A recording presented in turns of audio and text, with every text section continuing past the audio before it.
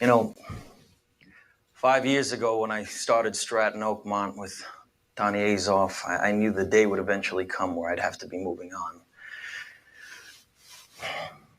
And it's truly with a heavy heart that I'm here to say that day is finally here. I want to thank you all for your years of loyalty and admiration. But the point is this: at 0-4, my odds of making the playoffs are not good. So,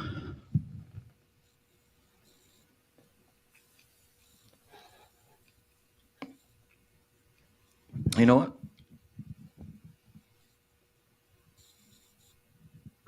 I'm not leaving. I'm not leaving. I'm not fucking leaving!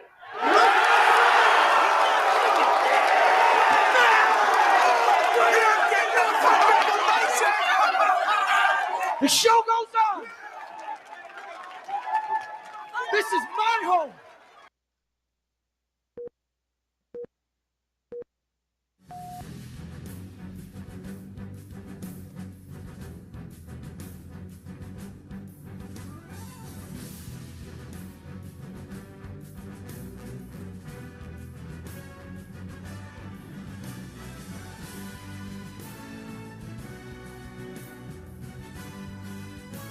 Welcome to the FFL Weekly, your one stop for all things fantasy football. Only here will you find expert analysis, magnificent takes, and in-depth reviews that will leave you wanting more. Join us on the season-long quest to find out who will be crowned the next FFL champion. Now, here are your hosts, Mark AT9 and Power Surge 55. Alright, welcome in everyone.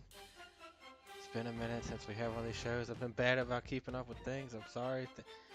Had some technical issues on my side last week or so.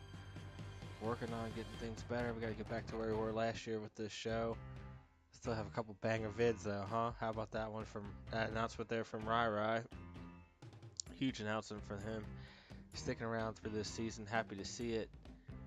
We're going to jump through speaking of Ryan, and look at what's going on this week in our games. And so we've kicked off today's Friday. I thought we'd do maybe, since we missed Wednesday and last night, we'd do a little Friday lunchtime action. Maybe you guys can take this in during your lunch break on Friday, get you set for the weekend. We did have a game last night, and so 5 owners or so were active. Starting with Doc Rob. He had a huge game from Kyron Williams, of course, since he's playing Trig, and he always gets lucky like that. But his defense in the Rams that was a smart start by him. A lot of the analysts were saying go with the Rams based on Mac Jones starting for the Niners, but they really tore up the Rams defense and ended up winning the game themselves there. So only 1 point for Rob on defense, which keeps Andrew in it. Still projected to be a close one. We like what Andrew's got going at running backs outside of Williams, obviously being probably number 1 there, but Rob's going to need a good game out of Hunt. And Andrew lost Tyreek Hill last week, unfortunately for him, so he's going to go with the other veteran, Stephon Diggs. Let's see if Jamar Chase can step it up this week. Maybe get him some points. Brock Bowers, maybe get him back, actually show up, do more than 4 points, and Andrew might have a chance this week.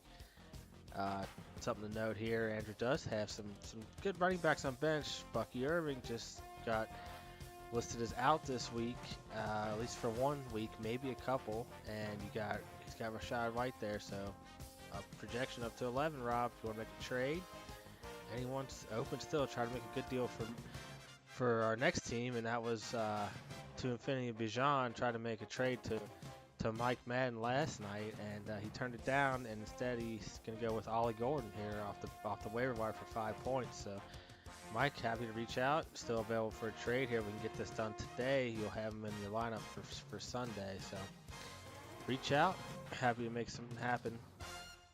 But speaking of this game, We got McConkey Kong and the aforementioned to Infinity and Bijan. Bijan is on bye this week, so part of the reason Mike might be in some trouble here is maybe laying down a little bit for Ryan to see if that he can get off that 0-4 start and get in the win column. Ryan, if we just saw very emphatic speech by him, he's sticking around. I don't see why not. I don't think he's ever been 0-4. I'm going to predict through the records and make that a goal for maybe next week. This might be one of Ryan's worst teams. I mean, it has to be. He's 0-4, but he's got some promise here. I mean, he's still got Barkley. Montgomery had a huge game the other week for him. He had 1 week where he put up like over 100 points, but had some other dud weeks. So I think he's got the explosiveness there. He's just got to put it all together for a week. Going back with Kyle Murray after starting Caleb Williams last week or so. He's on bye, I believe, so that would be why. McConkey needs to step it up for Ryan. A.J. Brown needs to step it up for Mike. So Adams with a decent game. They kept him out of the end zone, so Ryan got spared there perhaps. And we'll see what happens. I think it's going to be another close one. Projections are still close in the 80s. It's pretty low, but there are some of these players, some of their top players on bye, so we'll see what happens there. Speaking of team on the up here, Scooter Maine got a big win last week, scored a lot of points, and he's off to a hot start this week for Matthew Stafford. I mean, he picked this guy up off the waiver line after Burrow went down, and he's done well for him. Another great game last night. Fumble cost him 2 points, but you're not going to complain ever about 25 out of your QB. And Captain Gator sitting at 3-1. I mean, he hit a great start week 1. Actually, another great start last week with the highest points. But his team seems to go up and down. Henry's been hit or miss this year. Chase Brown's been awful. We got on the other side Mason and Pollard for Scott. Nothing really appetizing about those two either. But we look at the wide receiver room, and I think the advantage here has to go to Scott. St. Brown's really turned it on the last couple weeks. Collins has been well. Higgins, hopefully he can turn around here for the Bengals.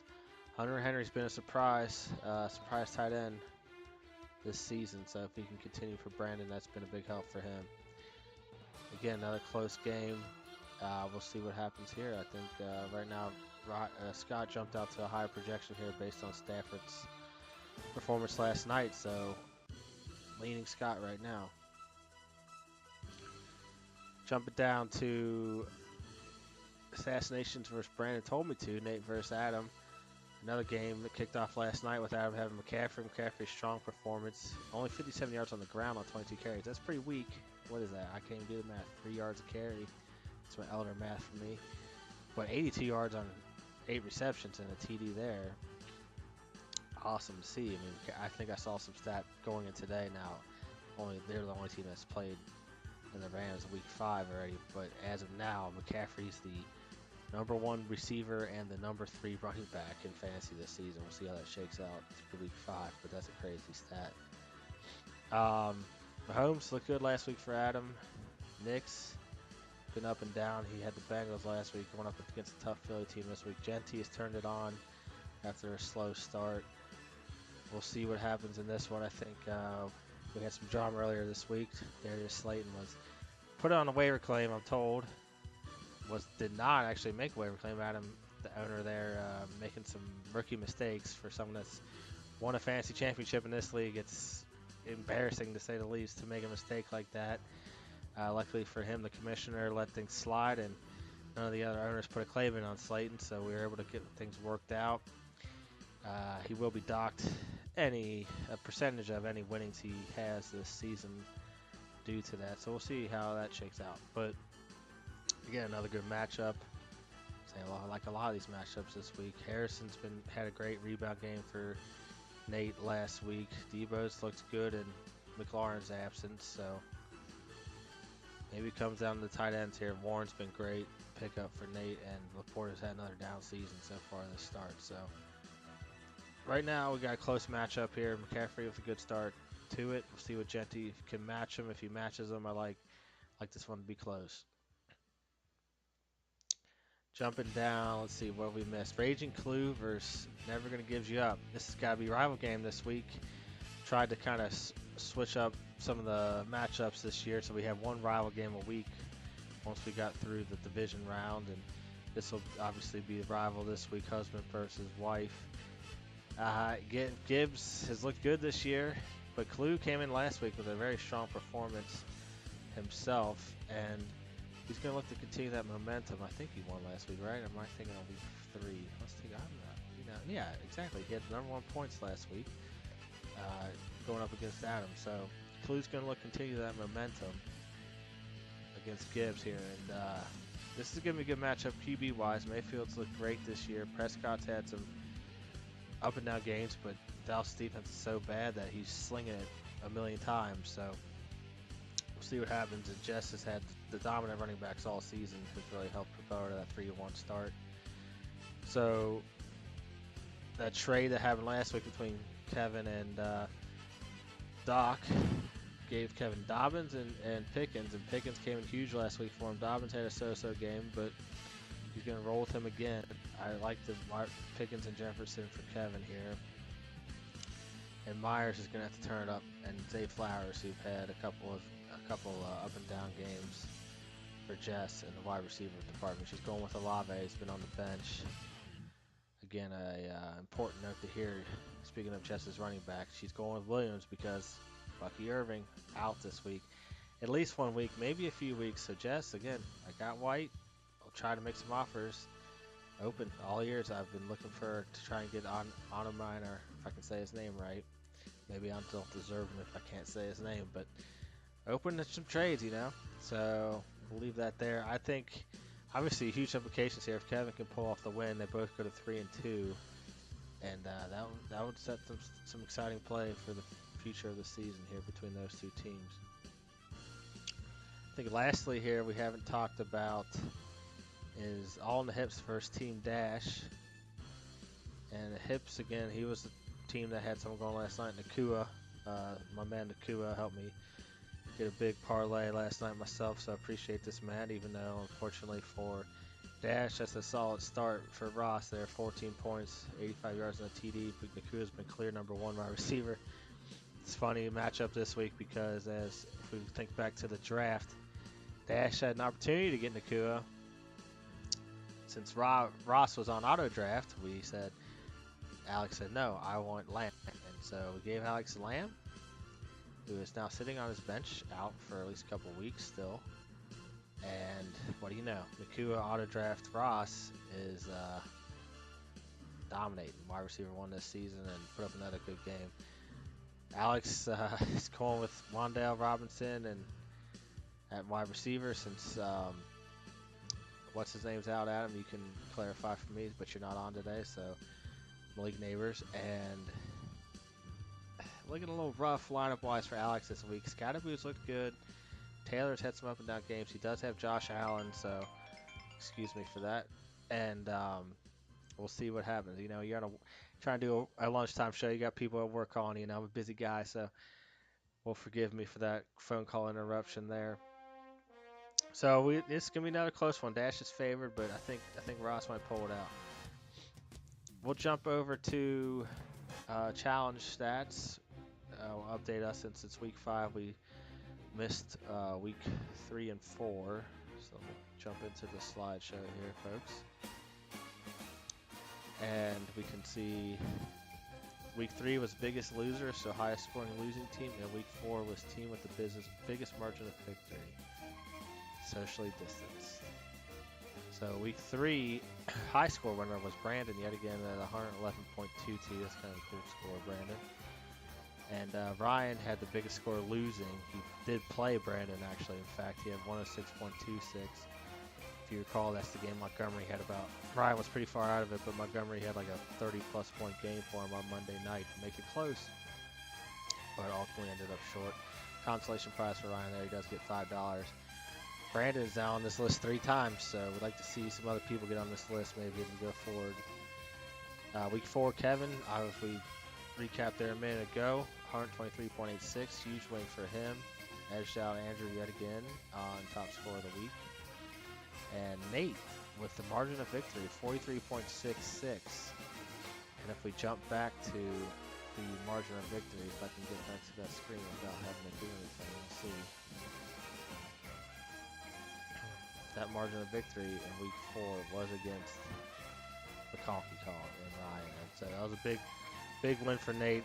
Scored a lot of points for that, and margin of victory there was pretty extreme. So congratulations to Nate. And then on that note, speaking of that margin of victory, back to Survivor. So week 1 we lost Scott.